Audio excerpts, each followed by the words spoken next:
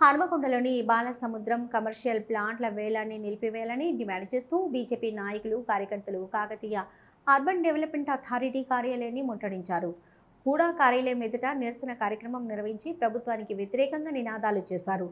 బాలసముద్రం ప్రాంతంలోని కమర్షియల్ ప్లాంట్ల వేలానికి సంబంధించిన నోటిఫికేషన్ను తక్షణమే రద్దు చేయాలని డిమాండ్ చేశారు. ప్రజల ప్రయోజనాలకు విరుద్ధంగా ప్రభుత్వ భూములను విక్రయించడం సమంజసం కాదన్నారు. ఇక కూడా కార్యాలయం పరిసర ప్రాంతాల్లో కొంతసేపు ఉద్రిక్త వాతావరణం నెలకొనగా పోలీసులు భద్రతా ఏర్పాట్లు చేపట్టి పరిస్థితిని అదుపులోకి తెచ్చారు. రాష్ట్ర ప్రభుత్వం ప్రజా ఆస్తులను విక్రయించే విధానాన్ని వెంటనే ఉపసంహరించుకోవాలని కోరారు. ఈ సందర్భంగా లోకల్ ఎమ్మెల్యే రాజేందర్ రెడ్డి గారికి నేను ఒకటే ఒక ప్రశ్న, ఇంతకుముందు ఉన్న భూములు ఏమైతున్నాయి, వేలం వేసి చేసే వేలం వేసి తీసుకునే భూమిని ఏం చేద్దాం అనుకుంటాను. దానికి ఖచ్చితంగా మీరు ప్రజలకు ఆశలు చెప్పాల్సిన అవసరం ఉంటుంది అనేసి ఈ సందర్భంగా నేను డిమాండ్ చేస్తున్నాను.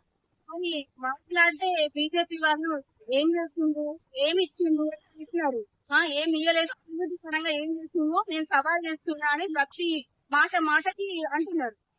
అదే సభ నేను విసురుతున్నా ఈ రోజు ఈ కూడా ఆధ్వర్యంలోనే కూడా సమక్షంలోనే ఈ సవాల్ని మీరు స్వీకరించండి.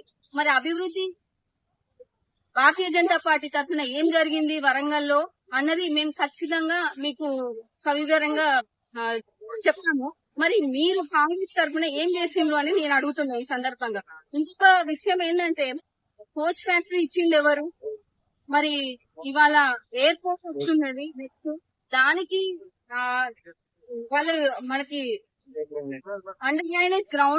అండర్ డ్రైనేజ్ కి నిధులు ఎక్కడి నుండి వచ్చినాయి, మీరు శాంక్షన్ కావడానికి ఎవరు ఇచ్చిండ్రు అనేది ఒక్కసారి మీరు గుర్తు చేసుకోవాల్సిన అవసరం ఉంది.